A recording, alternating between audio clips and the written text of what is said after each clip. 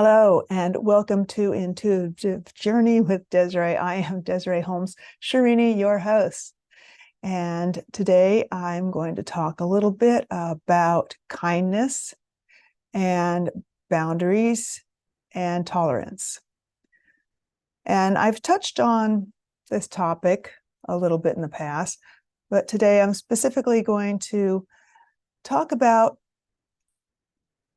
making the mistake of calling it kind to be overly tolerant of bad behavior. I think I brought that up in my last video, but many people, and most people, should want to be kind, should see kindness and a certain type of tolerance or level of tolerance as the right thing to do. So as far as all getting along, not everyone has to be the same, not everyone has to agree, and everyone deserves happiness in their life.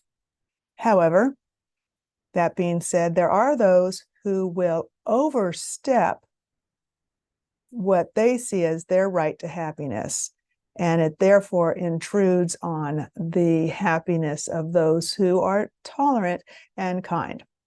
So my point being kind, being thoughtful, being tolerant should not mean allowing bad behavior, allowing others to infringe on your rights or the rights of innocent people. So I'm trying to think of an example of what I can use to share with you here that won't come off as, let's see, intolerant, because some people, see certain things as tolerant. So, for example, maybe I'll be a little politically incorrect. I don't know. It shouldn't have anything to do with politics, but right now there's a lot of talk around and perhaps even a push for tolerance of what is termed pedophilia. Adult people who are interested sexually in underage children. And the term minor attracted individual is being substituted for pedophilia. It used to be not okay, and now there seems to be a shift in some segments of the population toward changing the words to make them softer and kinder. And I'm using this as an example that stands out to me of people being kind and thoughtful and tolerant. And I've even seen videos of how minor attracted individuals might be misunderstood. That's fine. A lot of people are misunderstood because of their proclivities, desires, beliefs.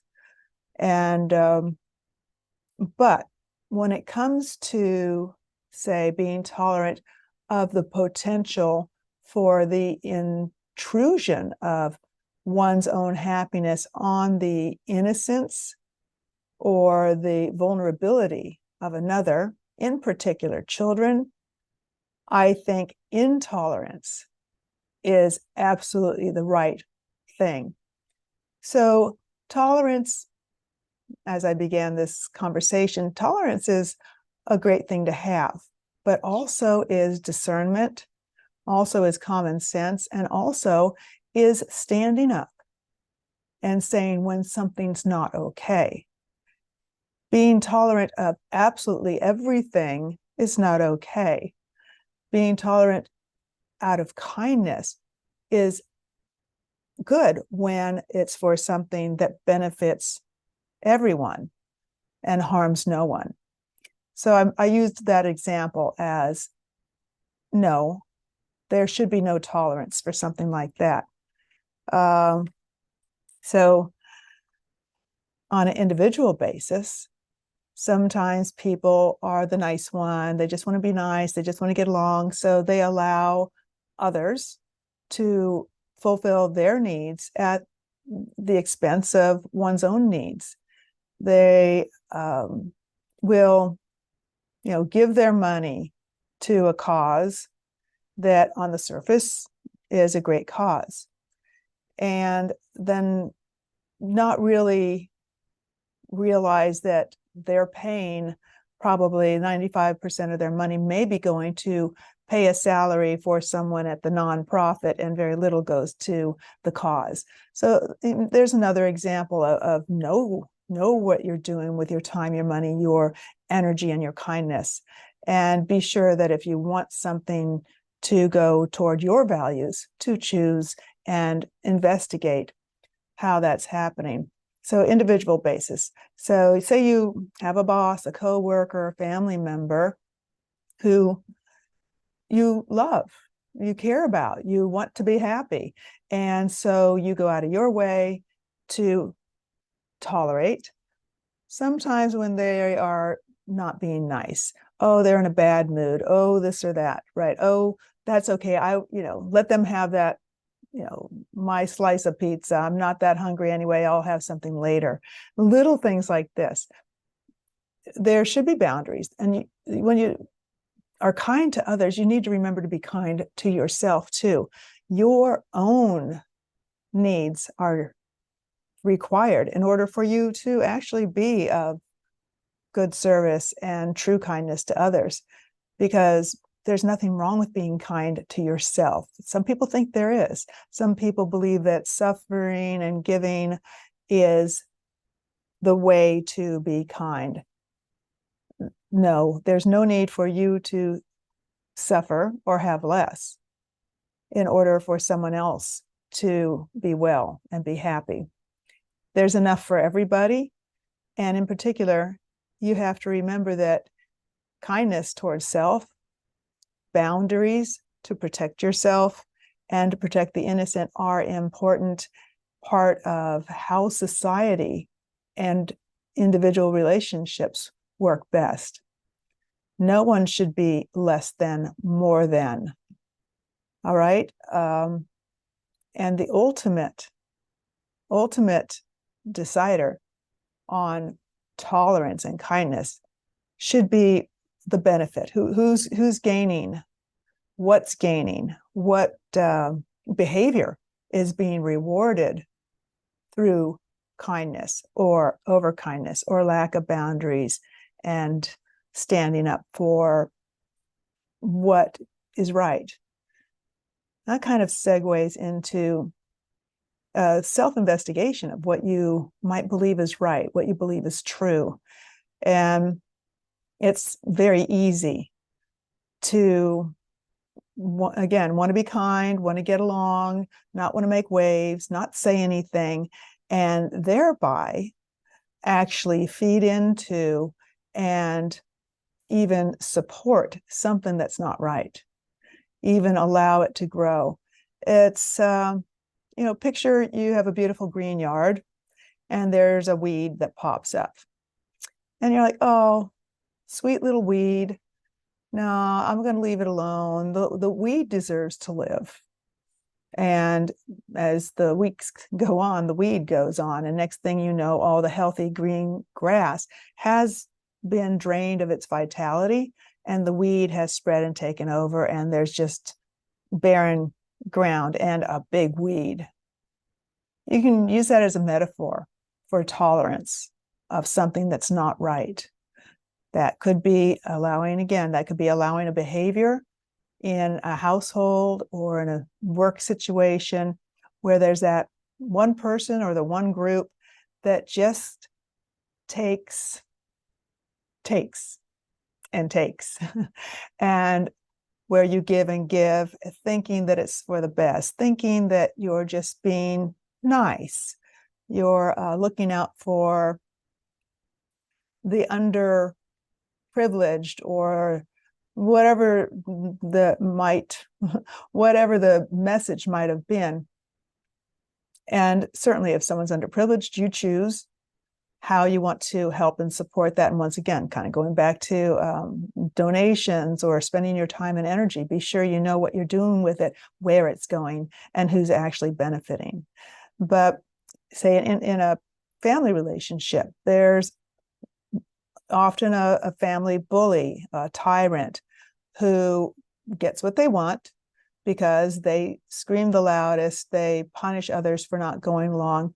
And many people are aware of the idea of narcissism. On Quora, I answer questions, and somebody asked, why do family members allow the narcissist to basically get away with everything? Why don't they stand up to the narcissist?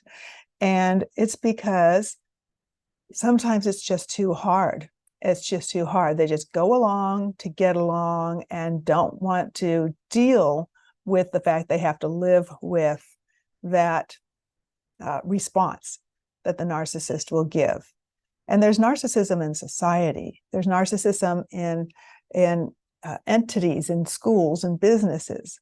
There are narcissistic entities that will use their power, coercion, and strength to overcome the others and make use of what is anticipated as kindness from people who believe they're doing the right thing. So another metaphor, when you believe you're being kind and you put up with bad behavior or ideas that aren't good, that shouldn't keep going, to weeds that should not be growing in the first place, when you allow it to go forward and allow it to grow out of the kindness of your heart, because you are thinking, well, I just want to be nice, once again, you're actually not doing, excuse me, you're not doing that entity, person, whatever it is, you're not really doing them a favor, because you are allowing them to continue to become and to grow into something that at their soul level does not enrich them, does not help them grow, does not make them a better person or entity. An example, you're a mom or dad, you have a little child. You love your child, you want to be kind. So you let your kid do something that you normally wouldn't tolerate. So then they think, okay, I was able to do that, and now I'm going to do this. And you say, oh, no, you shouldn't. Oh, okay, go ahead. I think most of us do that at some point. But also there needs to be the balance of, no, that's not okay in this circumstance, not right here. So what your kid's allowed to do at home and their own living room, making noise or making a mess, is certainly different than what you should allow your child to do outside in public or at someone else's home. They can make a mess, they need to clean it up. You teach these boundaries, you teach these things for a healthy, well-rounded child, or else that child might grow up to just assume they can do whatever they want, whenever they want, and have no not circumstances, but consequences, have no consequences, and they're going to have problems as they grow up. If you love your child, you don't say out of kindness, oh, when they want to touch the hot stove, you say, no, don't touch it, it's hot. And they're like, I really want to touch it, I really want to touch it. You're like, oh, okay, go ahead and touch it. And the child ends up with a major burn. Is that kindness? No. So think about it. When you, out of the kindness of your heart, allow and tolerate something that's not right, you are actually harming. You're actually harming what is for the best interest of that other person, group. You're actually allowing something that creates self-harm. I'm not going to go into further particulars about, because I don't want to get taken off YouTube, but further particulars about supporting and even encouraging certain things that are going on today. that are not likely in the best interest, certainly not in the number of cases that are presenting themselves, not in the way that it's being ushered in as normal, because statistically, biologically, naturally, in nature's way, it can't be, it's not possible. However, it's trending. So there's a lot of people that, because something's trending and it's the latest great cause, will, support and move a certain agenda forward out of the kindness of their heart, to be kind for people that they see as needing this. And in reality, the best thing they might be able to do for someone they actually care about is to suggest their friend really stop and think before jumping into life-altering and changing decisions. That's what friends are for, is to help you consider what's really in your best interest.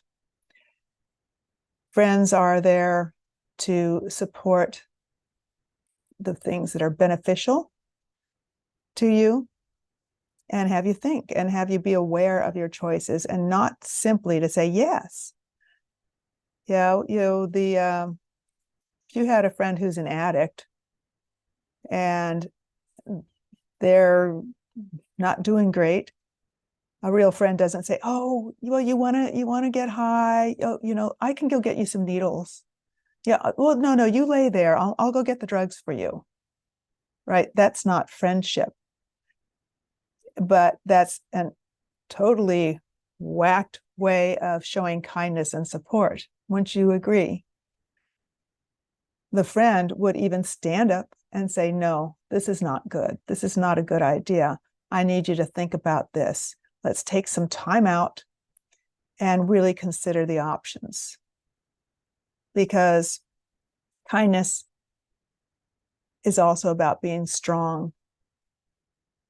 It's about being strong, standing up for what's right, and helping others see who they are and what's best for them. And thank you for listening. I'll see you next time. Go forth, be kind, and be aware of what you're tolerating and even supporting. Bye.